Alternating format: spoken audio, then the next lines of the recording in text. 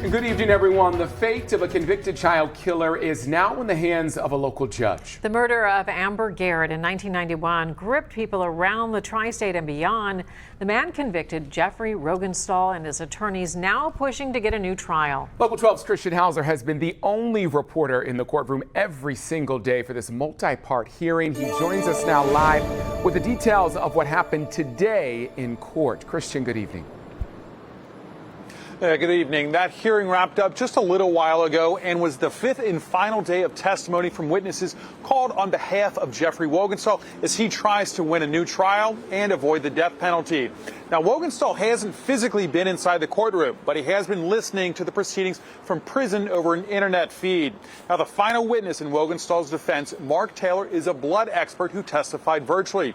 He raised doubts about the legitimacy of the one and only blood sample collected from Rogenstahl's car.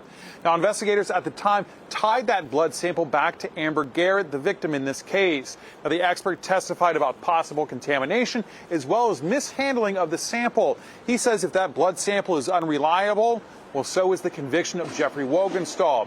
Now, during the closing arguments, the prosecution said the amount of evidence mishandled or withheld should more than be enough to grant Rogenstahl a new trial. Here's part of that closing argument.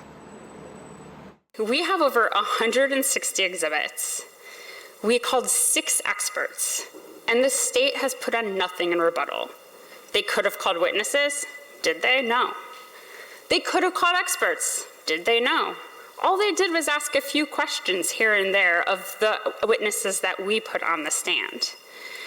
This new evidence, particularly in the cumulative, challenge, impeaches, discredits every aspect of the state's case, every piece of evidence, and every witness.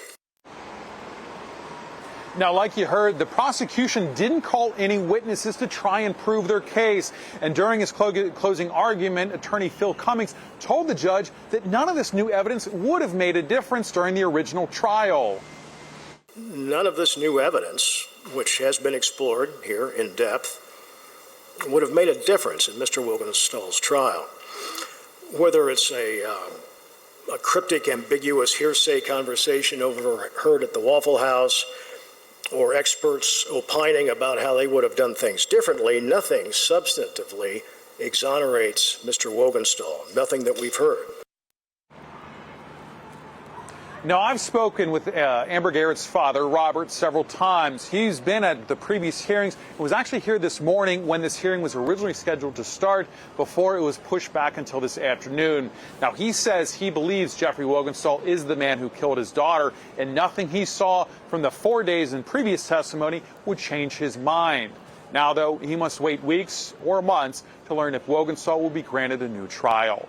Live at the Hamilton County Courthouse, I'm Christian Hauser. Back to you all in the studio. All right, Christian, thank you so much. Comment, please, Judge Christian Jenkins will take all the evidence and testimony under advisement and will make his decision after reviewing everything submitted to him.